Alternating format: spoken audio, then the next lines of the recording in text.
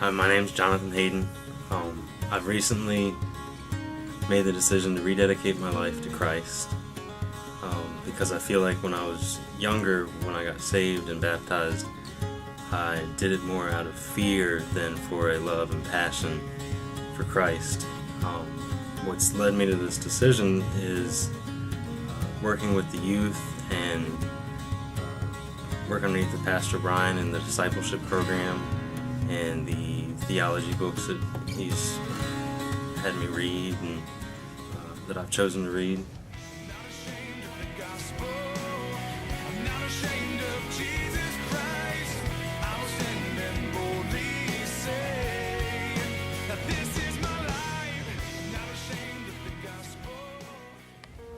Hi everyone, my name is Ron Brooks. I just wanted to take a couple minutes to let everybody know about kind of what's been going on in my life here recently. Many of you know I've actually grown up in MBC Baptist Church and been a Christian the majority of the 26 years that I've been alive. And here recently, I guess over the last 6 months or so, I've really gone through a big transformation in my faith.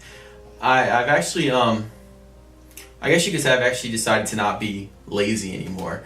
I was always one of those Christians that kind of sat back and let everybody else do all the work and not really take part in anything and essentially reap God's blessings, but not actually work for Him, in response to those blessings. And now I'm starting to realize that, we really do need to work for those blessings. And it's not just something that we receive, but, we owe it to God to work back for Him and do His will. So really the transformation that I just talked about, there are a couple really big things that kind of led to that. First, I think the Multiply study that we have done has had a huge impact on my life. And, really the biggest element that I've brought out of that is discipleship is not necessarily, I used to think that some people discipled, some people didn't. But actually, it's actually something that every Christian is called to do and must do. So that immediately right there sparked me and said, hey, listen, you can no longer just sit back and do anything. If God's telling you you have to do this and that everybody has to do this, then you have to go out and do it too. You're not the exception. And then I really, at my age now, being 26 years old, I also felt, that I can start inviting people in my age group more comfortable to this church at the direction that our church was heading.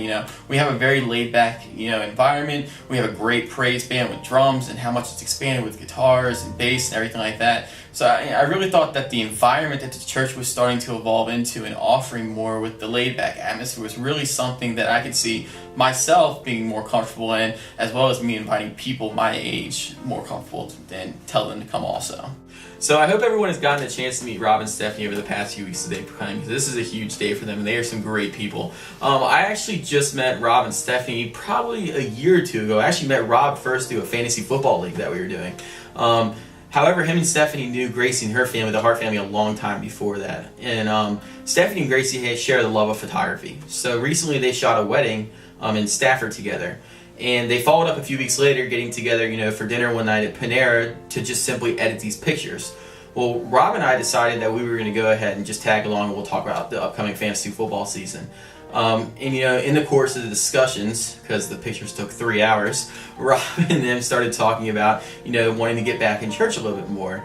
And Gracie and I, kind of looked at each other at the same time and we were like, wow, this is a great opportunity to talk about our church. So all we simply told them was the direction our church was heading, how exciting it was that we had, new leadership in the church, and, the environment, this contemporary environment that we have, and that, you don't have to, wear dress clothes. You don't have to wear suits to feel comfortable. It's really about you and your relationship with God and the believers around you, not necessarily what you're wearing.